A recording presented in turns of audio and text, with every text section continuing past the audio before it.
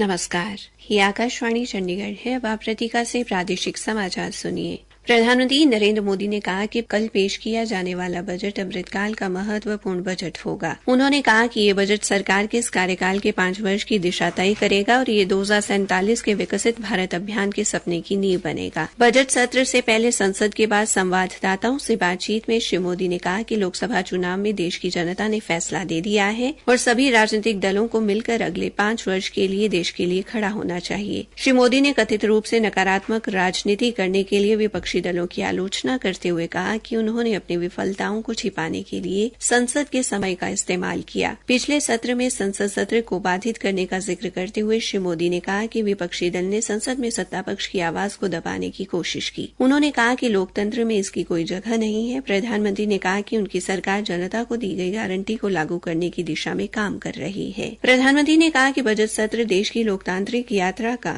महत्वपूर्ण गंतव्य बनेगा। प्रधानमंत्री ने सभी राजनीतिक दलों से दलगत राजनीति से ऊपर उठने और अगले 4.5 वर्ष के लिए अपने आप को देश के लिए समर्पित करने की अपील की। उन्होंने कहा कि जनवरी 2029 के चुनावी वर्ष में दल राजनीति कर सकते हैं, लेकिन तब तक उन्होंने सभी को देश, युवा और किसानों के सशक्तिकरण में शामिल होने का आग्रह किया। केंद्रीय शिक्षा मंत्री धर्मेंद्र प्रधान ने कहा कि नीट यूजी पेपर लीक का देश भर में केवल एक मामला पटना में सामने आया है। उन्होंने कहा कि सीबीआई मामले की जांच कर रही है और ये मामला सर्वोच्च न्यायालय में विचाराधीन है। आज लोकसभा में प्रश्नकाल के दौरान पूरक प्रश्नों का उत्तर देते हुए उन्होंने विपक्ष के इन आरोपों का खंडन किया कि देश में पेपर लीक की घटनाएं बार बार सामने आई थी। श्री प्रधान ने सदन को बताया कि नीट यूजी परीक्षा के लिए बनाए गए 4,700 परीक्षा केंद्रों में से केवल एक स्थान पर विसंगतियां और भ्रष्टाचार के मामलों का पता चला। इससे पहले विपक्ष के नेता राहुल गांधी ने यह मामला उठाते हुए आरोप लगाया कि देश की परीक्षा प्रणाली में बहुत गंभीर समस्या है। उन्होंने इस मुद्दे पर श्री प्रधान की आलोचना की। उन्होंने कहा कि देश में लाखों विद्यार्थी परीक्षाओं और अपने भविष्य को लेकर चिंतित हैं। बाकी समाचार इस अंतराल के बाद।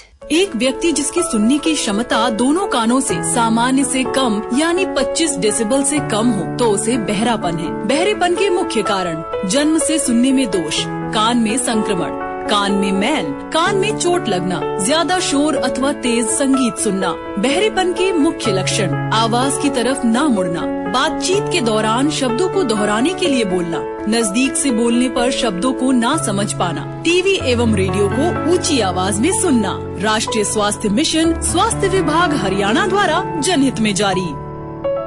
आज सावन महीने के पहले सोमवार हरियाणा के विभिन्न जिलों से शिव मंदिरों में श्रद्धालुओं द्वारा विशेष पूजा अर्चना किए जाने के समाचार मिले हैं। कुरुक्षेत्र के प्राचीन स्थानेश्वर महादेव मंदिर में सुबह 5 बजे से श्रद्धालुओं द्वारा पूजा अर्चना की जा रही है। पलवल के पंचवटी मंदिर और छोटी काशी भिवानी के जोगीवाला शिव मंदिर धाम, हनुमान ढाणी स्थित शिवालय और बाबा जहरगिरी आश्रम में भी भक्त शिवलिंग का जलाभिषेक कर रहे हैं। जींद और पानीपत में भी श्रद्धालुओं द्वारा पूजा अर्चना की और शिवलिंग का जलाभिषेक किए जाने के समाचार मिले हैं। हरियाणा सरकार ने ब्रजमंडल जलाभिषेक यात्रा को देखते हुए नूंह जिले में आज शाम 6 बजे तक इंटरनेट सेवाएं निलंबित कर दी है। नूंह के पुलिस अधीक्षक विजय प्रताप सिंह ने बताया कि सुरक्षा उपाय के तौर पर इंटरनेट सेवा बंद की गई है और जिले में मार्ग बदले जाने से संबंधित परामर्श जारी कर दिया गया है। पूरे क्षेत्र में त्वरित कार्रवाई बल, हरियाणा पुलिस और होमगार्ड के जवानों की बड़ी संख्या में तैनाती की गई है और ड्रोन कैमरों से निगरानी रखी जा रही है। रमणीश सिंह मान रोइंग एसोसिएशन के प्रधान चुने गए हैं। कल हुए चुनाव में रमणीश सिंह मान सहित एसोसिएशन के सभी पदाधिकारी निर्विरोध चुने गए। कमला चीमा को महासचिव, रवि को प्रधान, कुलविंदर सिंह चीमा को वित्त सचिव, अतुल कुमार को संयुक्त सचिव, सुभाष को सचिव और साब सिंह को मुख्य संरक्षक चुना गया है। चुनाव पूर्ण रूप से निष्पक्ष व शांतिपूर्ण तरीके से संपन्न हुआ। प्रधान चुने जाने पर श्री मान ने कहा कि पिछले प्रधान ज्ञानचंद गुप्ता ने रोइंग एसोसिएशन को नए मुकाम पर पहुंचाया। उन्होंने आभार प्रकट किया, साथ ही हरियाणा में रोइंग के प्रति योगदान के लिए गुरजिंदर चीमा का धन्यवाद किया।